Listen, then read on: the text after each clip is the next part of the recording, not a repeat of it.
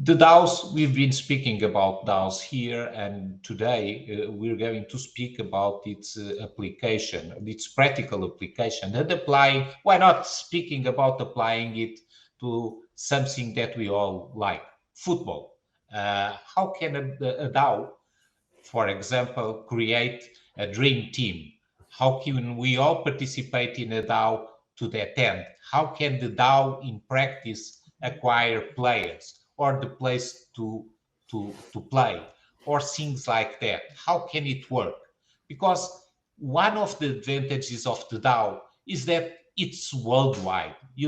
It's not from the city. The city is the world because everybody can participate in the DAO if they comply with the contracts that foresee the DAO. And if you're allowed, of course, they can close the subscription to become part via an NFT to the DAO.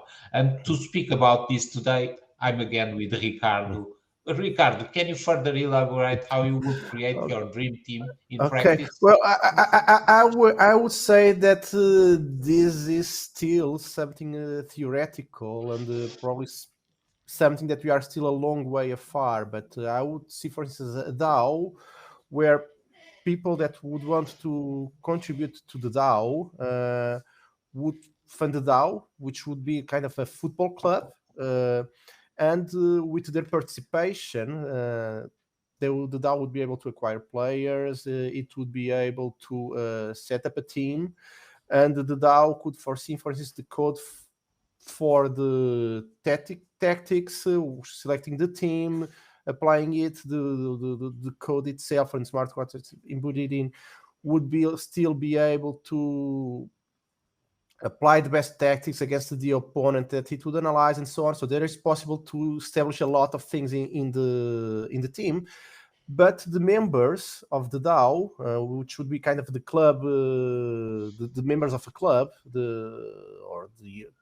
would all simultaneously be the owners of the club. So it's the fans would be also the owners of the club, and would be able, for instance, to vote and decide by majority if they want to buy a certain player, or if some type of micromanagement, for instance, if choosing which would be the tactics for the next change the smart contracts to foresee different tactics for the next match. For instance, if the company is in a 4-4-2, they could decide that the company should be in a 5-3-2 or something like it. They could decide on changes to the players acquisition policy, and instead of buying players under 21 with certain characteristics, they would foresee deciding to buy a certain player, specific player, or decide to buy players with different characteristics. So, but let's say the management of the team would be kind of a referendum each day, decided by the supporters or the fans of the team, which then would be executed by means of the code or the smart contracts that would be input in this DAO platform.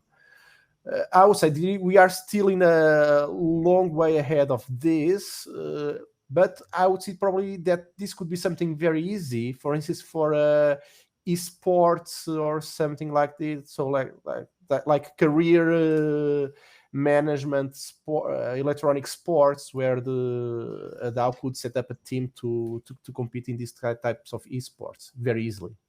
I think so. And I think also because we are on the cryptoverse, we are on the blockchain, there's a lot of advantages. For example, to use publicity and be paid by the using of publicity, to the marketing, to everything. And this perception of democracy that rules the DAOs, that you can rule, for example, democratically choose the way you want to manage a team, I think it will happen. And probably it will happen faster than what we think, because also the way to get funds to do this is worldwide.